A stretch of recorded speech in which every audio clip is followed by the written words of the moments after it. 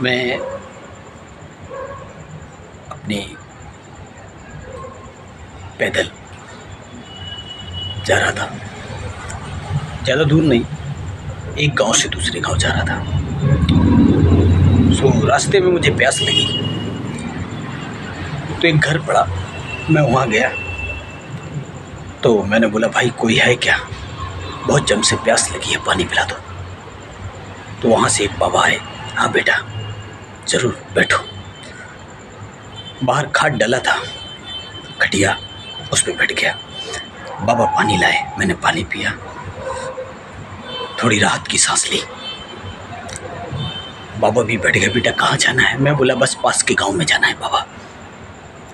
अच्छा है। मैंने पूछा बाबा घर में कौन कौन है? बोला बेटा बाबा कहाँ है तो तुम्हारी माँ है और मैं और मेरा बेटा और मेरी बहू।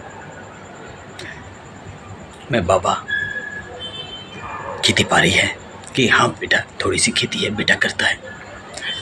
इतने में थोड़ी देर में बेटा आ गया, लो बेटा तुम्हारा भाई आ गया, यही मेरा बेटा है। हमने देखा कि उनका बेटा एक पैर से विकलांग है, लेकिन इतना मेहनती है कि अभी मेरे सामने खेती से खेती करके आ रहा था, हल रख के। मैं कि भाई अकेला गया था? कि नहीं, तुम्हारी भाभी भी गई थी। भाभी को देखा,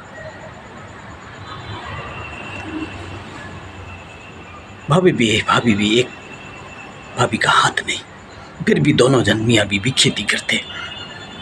मुझे अपने आप पे इतनी शर्म आई, इतनी धिक्कार की आई कि साला मैं बस सिर्फ इतना ही करता हूँ कि इस गांव से उस गांव, उस गांव से इस गांव, खाली रिश्तेदारी में घूमता रहता हूँ। लेकिन मेरे ये जो पड़ोसी हैं इतना मेहनत करते हैं, जिसका एक पैर खराब है फिर भी खेती करता, जिसका एक हाथ खराब है फिर भी खेती करता, अपने माँ बाप को पालता। और मैं मेरा ऊपर वाले ने सब कुछ दिया है पर मैं कुछ काम का नहीं। मैं सिर्फ इधर का इधर, उधर का उधर, इधर का उधर, ये गांव से वो रिश्तेदारी में 4 दिन, 10 दिन उस रिश्तेदारी में, 20 दिन उस रिश्तेदारी में, ऐसी पूरी साल निकाल देता हूँ। धिक्कार है मेरी जिंदगी पे।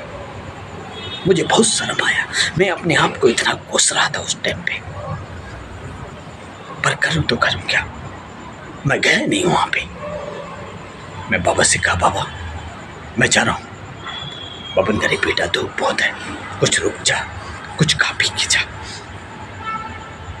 मैंने कहा बाबा अब मैं खाना उसी टाइम पे खाऊंगा जब मैं कुछ काम कर लूँगा अपने पैसे से।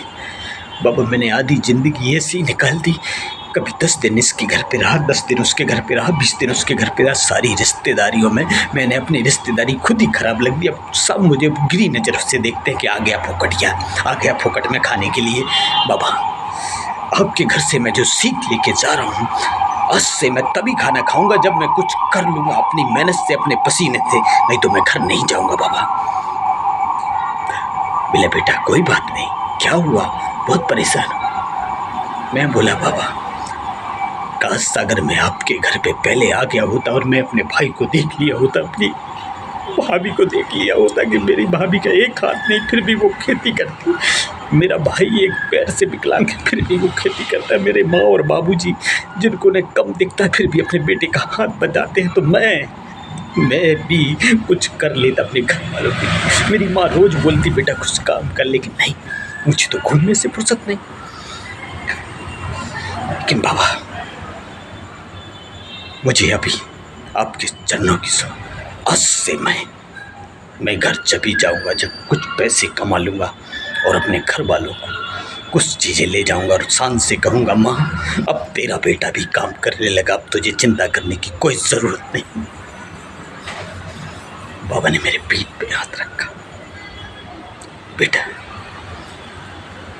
जब आँख खुली तभी समझ ले कि तेरी जिंदगी का सफर आज से चालू हो गया।